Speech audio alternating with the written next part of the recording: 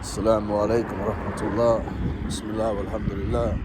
Wassalatu wassalam ala rasulillah sallallahu alayhi wa sallam. Just want to touch on a sore topic. Something that came to mind, something that we all deal with. Hasad. Hasad, as Ibn al-Qayyim, he mentions this is of different levels. There's different levels of this. Not going to get into that now. But we'll talk about something that we all deal with, with each other. See, when I came to the deen, before I became a Muslim, I always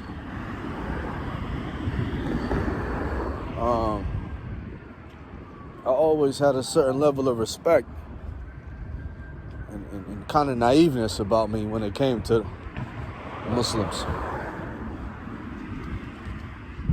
I respected them because I seen them, of course, in my family, my uncle, my cousins, and things like this.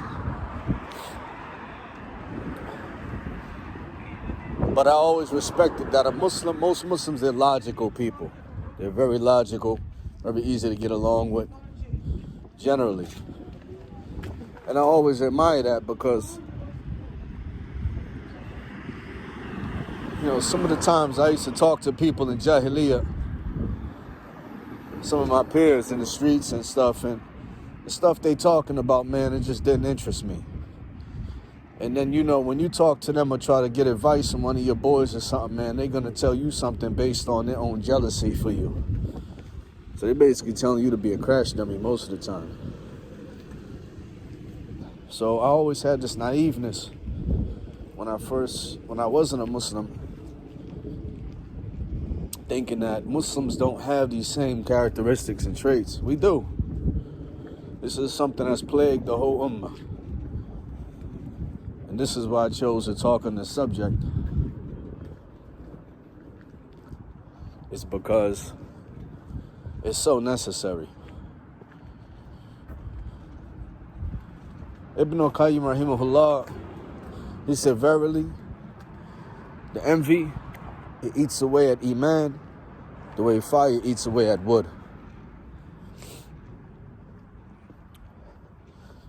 And he said in other places that envy, it can lead a person to kufr. Go this way. It lead a person to kufr. A person be so jealous and envious of someone that it leads them to actually being a kafir. And who did this happen with? Who did this happen with? Iblis. Shaitan. His envy and jealousy towards Adam led him straight to apostasy. Right? Led him straight to disobedience and kufr, ultimately. And now, as a result, he is a shaitan regime. Shaitan, he rejected the accursed one. Huh? The cursed one, the rejected. There's no mercy for shaitan. SubhanAllah. Shaitan was once, Iblis was once amongst the malaika, pious, in the Jannah. However, his envy and jealousy for Adam led him to become a straight kafir. And ultimately, on Yawm al-Qiyamah, Allah promises that he will be sent to hell with all of his followers, his armies, all go there with him. May Allah protect us. Ameen. So what is it about jealousy? What is it about envy that makes people do what they do, feel how they feel? Really? is because they see Allah Ta'ala's blessing on somebody and they wish for that blessing to be removed. They wanted to just, where'd he get that dope from? He won't tell me. You making wudu looking at the brother with anger for a simple thought. Don't let a brother show up with 2 wives. SubhanAllah.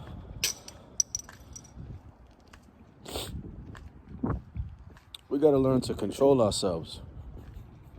Every single last one of us is going to feel these emotions in life.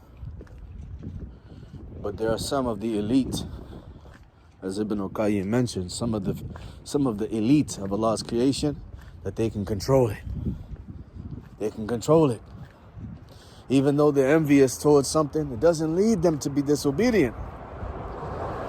It doesn't lead them to have these thoughts of anger and harm that they want to see before this Muslim. I wish that he didn't get that. They don't have that. They feel envy and they acknowledge it, and they acknowledge that despite me feeling and having these types of feelings, despite me having these kinds of emotions, you cannot act out on envy or jealousy. You cannot act out contrary to what Allah Azza wa Jal permitted. And they understand their limits. So, you may see a brother, he has 5 children. 5 sons. I went through this before. I seen a brother, mashallah, before I had children. He had 5 boys, man.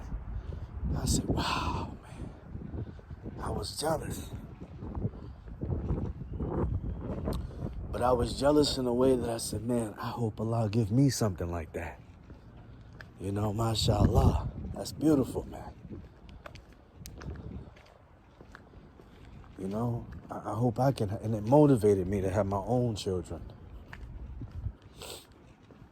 Seeking my own children to start my own family.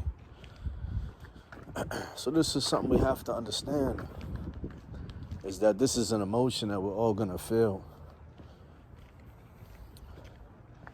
But we need to learn how to control it. We need to get a grip with it, understand it. Understand it. Just talk to yourself. Say, listen, okay, I'm feeling a little bit funny. Mashallah, that brother's face is gleaming. Mashallah. That brother, man, I ain't got no job. That brother's put up 1,000 on me and bought some food. Mashallah. But did you forget when you had and he didn't have?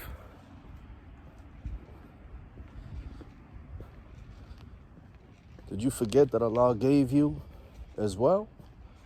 Allah gave you other things to be grateful for. You're going to have and not have. This is dunya. Welcome to life. Cannot act like children and seek something everyone has. This brother has the Porsche, I want to grab the Porsche. This brother went to Kuwait, I want to go. Race for good deeds. A brother that's fasting, get yours on. You ain't got to tell him, get yours on. Do every other day. If he's doing Monday and Thursday, you do every other day too. Like Dawood, alayhi salam. So try to use that envy and jealousy. Try to use it in a positive way. Supplicate for the individual. As Ibn al-Qayyim mentions, supplicate for that person that you envy. That will remove it from you. You'll find that you don't feel that way no more. Not only that, a lot of us have become conmen. We're very good at making things look like something they're not. SubhanAllah. Sadly today, a lot of us, we're conmen. We make things look like things that they're not, right? So, brother will know his marriage is jacked up. Sister know her marriage is jacked up and walk outside trying to act like she got it made.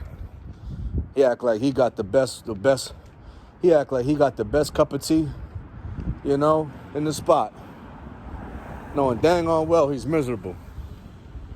So sometimes you may envy something or look at something from the outside, but you don't really understand or don't really have a clue what the reality is of it. That's another way of deterring yourself from having this type of envy. And ultimately, it will make you look at things a little differently.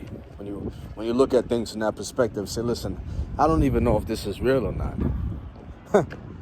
Like, how do I even know that person's happy? You know? This person got a beautiful white thobe on. Well, he's supposed to. That's part of our deen, to look beautiful, to have beautiful apparel when we go pray. So you have to, let me end this video, but you got to use those things as fuel. Use them to do good. Turn them around. Don't let them destroy you. Because it's your iman that's going to be destroyed. It's your faith. No, it's your faith that's at stake. It's not that person that you envy. You know? Ultimately, it's you who have these hidden thoughts and this hidden agenda that only Allah Ta'ala knows about. You know, and subhanallah, it will destroy you if you allow it to destroy you.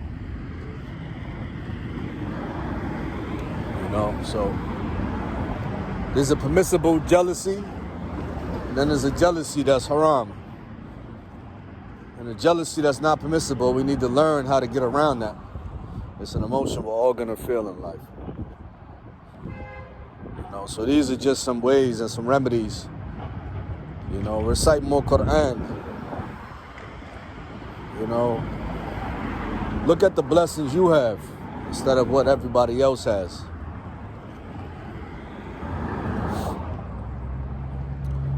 Verily, if Allah gave something to someone else, He gave you something they don't have, right?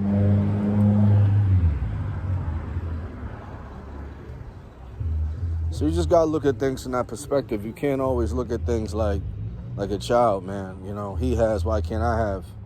Ultimately, you hate that Allah's blessed somebody with something that's within itself. It's kufr. As many of the scholars agreed, you hate that Allah has blessed somebody with something. You hate the blessings of Allah upon a person. And that within itself, when acted upon, it will destroy you if you don't correct it. It will destroy you. And although you may still pray, you may still fast, and do all of these beautiful acts of worship, of ibadat, inside your heart is filled with rage. Inside you are burning. You got to stop that. It's going to lead you to become a kafir. It's going to lead you to go inside your house, man, and pull your beard out.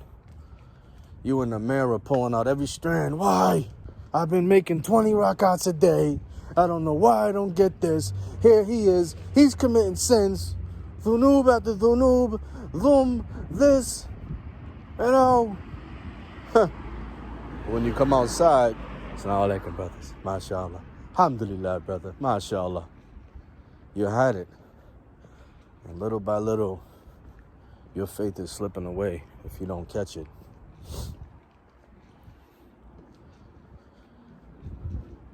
So we have to learn how to turn these things around. We have to experiment with ways that are permissible. Experiment with trying to get this stuff. Maybe if you need to work out more, go to the gym, man. Go get it in. Every time that person may come to your mind, try to pray 2 rakat. Make wudu. Read Quran. You know, make dua. But do not let it eat you. Do not let it eat away at your iman. It will ultimately lead you to kufr. And we need to take an example, as I stated before, as a story of Iblis and what happened to him and how he became what he is now. May Allah Ta'ala protect us and have mercy on us and guide us. And ultimately keep us safe from the harms and the evil eyes out here, because they're everywhere. Ameen. Assalamu alaikum wa rahmatullah.